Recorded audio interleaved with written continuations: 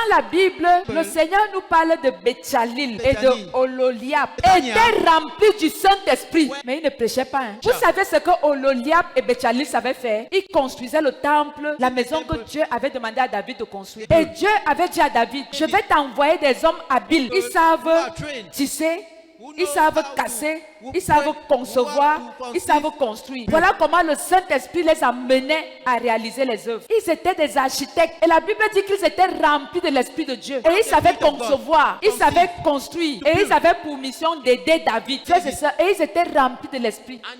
Alors je veux dire à quelqu'un, au lieu d'aller ouvrir l'église, parce que j'ai remarqué une chose. Dès que tu commences,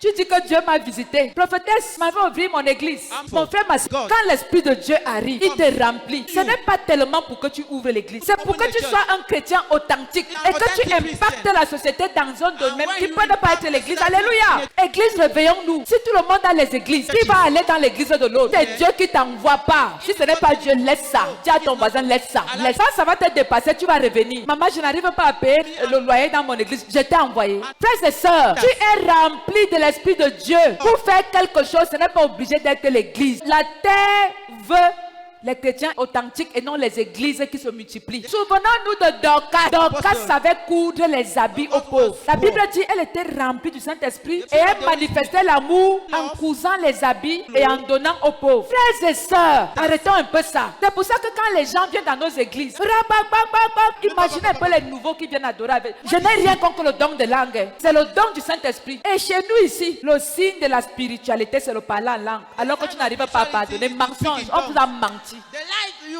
Frère, le signe de la spiritualité, c'est ce que tu sais bien faire et tu le fais bien à l'aide du Saint-Esprit. Ce n'est pas le parler en langue. Si tu veux pardonner, pardonne. Quand tu travailles, travaille. Dans ton lieu de service, pas de corruption. Frère et sœurs, votre maman ne connaît pas la corruption. Je sais travailler. Je sais travailler.